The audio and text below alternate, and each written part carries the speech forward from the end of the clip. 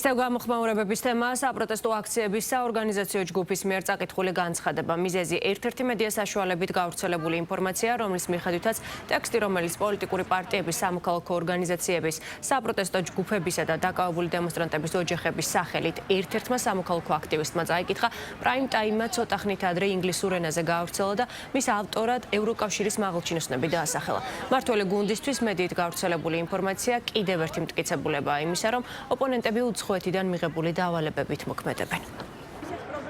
ვისაც ოდამაიც ესმის და ქონია კონტაქტი ევროპულ პარტნიორებთან და ბიუროკრატებთან, თუნდაც თუ არ არის პარლამენტარებთან, ყველა მიხვდება, რომ ეს არის უბრალოდ ტრაგიკომედია, როდესაც თურმე არ ვიცი ხა ევროპელი კოლეგები წერენ აქციაზე, ასე ვთქვათ, გამოსვლის მიმართვის ტექსტს. ეხლა ეს არ არსებობს ესეთი რამ ბუნებაში და ვერ იარსებებს.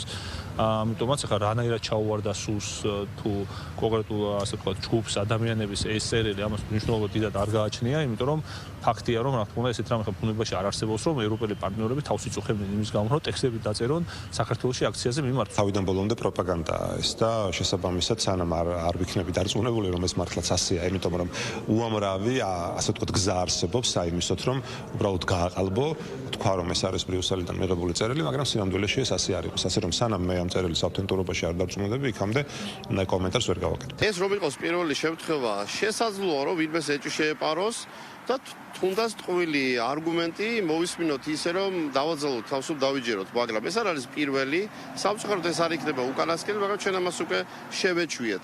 ჩვენ ვიხილეთ, როცა გავჭრილობის შესახებ კანონი სახელმწიფო დეპარტამენტის მხრიდან იყო რუსულად შეფასებული და იყო დავალება, რომ საზოგადოებას არ წაიკითხა და ისე გაეპროტესტებინა.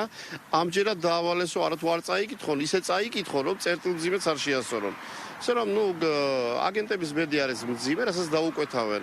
ის უნდა შეასრულონ, თუ ეტყვია, რომ არ წაიკითხოთ, არ უნდა წაიკითხონ, თუ ეტყვია, რომ წერტილმძიმეც არ შეცვალოთ, ისე წაიკითხეთ, მაშინ მას წაიკითხეთ. ჩვენი ოპონენტები, განსაკუთრებით რადიკალური ოპოზიციის წარმომადგენლები, ინსტრუქციებს და დავალებებს იღებენ უცხო ძალებისგან, უცხო სახელმწიფოებისგან, უცხო აქტორებისგან.